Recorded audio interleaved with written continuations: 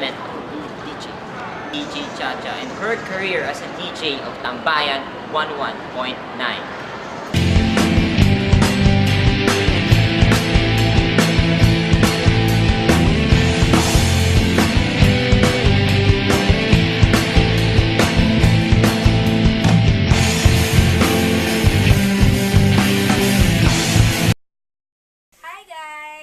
Chacha from Tambayan 101.9 and I am here to tell something about myself. So, paano ito nagsimula ang career ko bilang DJ dito sa Tambayan? It started way back in 2009? Ay, di. 2008, right after graduation. Ayan. Actually, hindi pa ako nakaka-graduate. Nag-uupo-upo na ako dito. Pero bilang student DJ, sa segment before ni DJ Arnold Ray, na student DJ nga, every Saturdays yun. So, nag-i-invite sila ng mga aspiring DJs from different schools and universities, yung mga gusto maging DJ someday. So, ako yung pinadala ng school namin, nagtuloy-tuloy na yung career ko. Magpo 4 years na akong DJ on 2012. Tama. June 2, 2012. And, ayan, doon nag-start ang career ko sa DJ lang. Kunwari, hindi ko pa alam nung una dati. Pero ngayon, medyo alam ko na ng slight. And 4 years na ako, dapat alam ko na yon. Anong mga dapat taglayin ng isang magaling na DJ? Hindi ko alam, kasi hindi ko sure kung magaling ako eh. Siguro dapat anuhin nyo yung magaling talaga. Kasi sarili ko to, sabihin ko, mag-boast ako, ay, ang galing-galing ko, gayahin nyo ako ng bongga. Pero siguro, ito na lang. Be yourself, kasi slight ng konti, may pagkakahawig ang personality ko on air and personality ko off the air. Siguro yung medyo slight na hindi lang ako. Lahat ng sinasabi ko is, ako talaga, ganun ako, pag off the air, ganun din ako on air.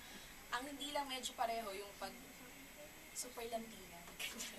Pag super landina, cha-cha lang talaga yun.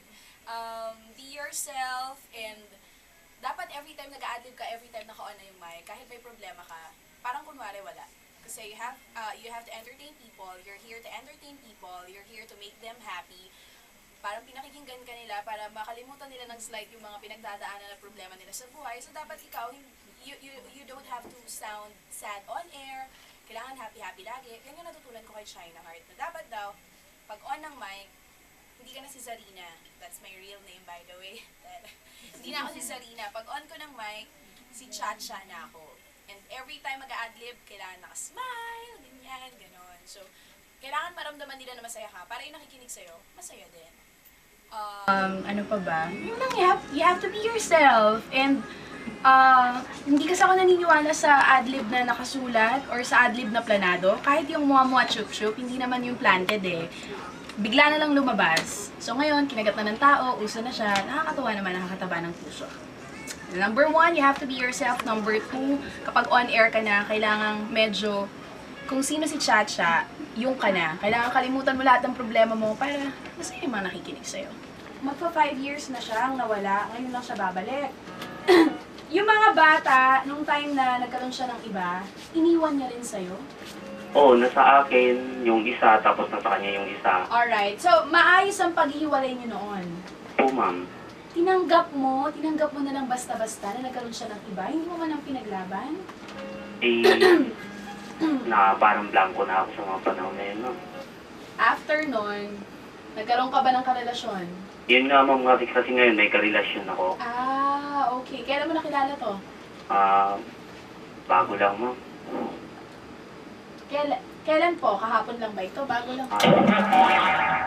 Bali nung October lang. 1 AM ako nga itong nag-iisang show sa balat ng radyo. My name is Chacha.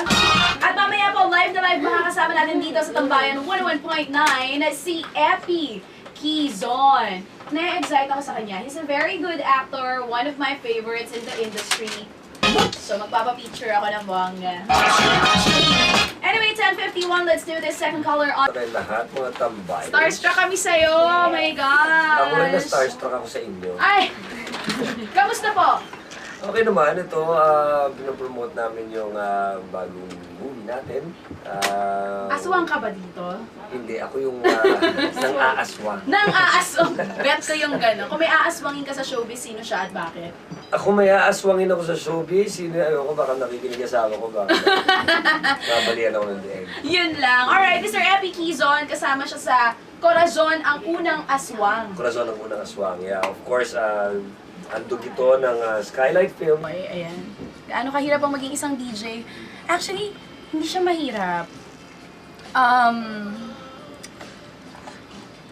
Kasi para lang ako naglalaro dito. Oo, hindi, it's like playing and working at the same time. So, hindi ko nararamdaman yung oras. Magugulat na lang ako, shit, ay, nagmura ako. Oh my gosh, ganyan.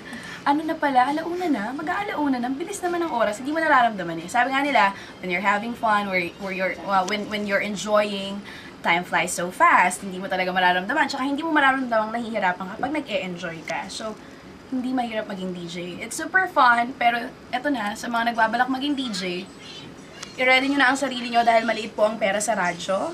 Wala pang yumaman sa radyo. Kung yumaman man sila, siguradong nagka-TV sila, ganyan. Pero kung sa radyo lang kayo, ay, huwag nyo nang balaking yumaman, ha? Kailangan masipag kayo humanap ng racket. So, hindi mahirap, masaya ang pagiging DJ. Mapapayo ko sa mga taong nangangarap maging DJ, coming from your Ate Chacha, mag-aral kayo ng mabuti, sobra. Kasi ngayon ko lang nare-realize na lahat ng hirap ko nung nag-aaral ako. Kasi kahit ganito, kahit party girl ako, pag-aral-aral na talaga. Pag-enjoy, pag-barkada, barkada time. Pero dapat alam nyo ang priorities nyo. Alam nyo kailangan, nag-aaral kayo, ang goal nyo makatapos, di ba? Kung pa-party, on the side lang yan. Hindi dapat yun ang main goal. Hindi dapat yun ang priority. Pag boyfriend, dahil nagdaan na ako doon sa mga may boyfriend, may girlfriend, ako na magsasabi, wag na muna, utang na loob. Oo, hindi dahil ayoko maging masaya kayo na may love life kayo habang nag-aaral, kundi dahil mas marami kayong makikilala pag nakatapos na kayo, pag may maganda na kayong trabaho. Same thing, may maganda na ring trabaho yung magiging jowa nyo, diba? Tsaka, mahirap eh. Mahirap pagsabayan ng pag-aaral at pagjojowa. Lalo kung di ka magaling mag-handle. Yung tipong nag-away kayo, ayun, na pumasok. Ganyan. Ako, wag ganon. And, tapusin ang pag-aaral, mag-aaral na mabuti, get good grades. Tapos pag nakatapos kayo, kung ano yung gusto nyo i-pursue dream, ilaban nyo talaga. Ha, kahit maliit ang sweldo sa una, lalaki rin yan.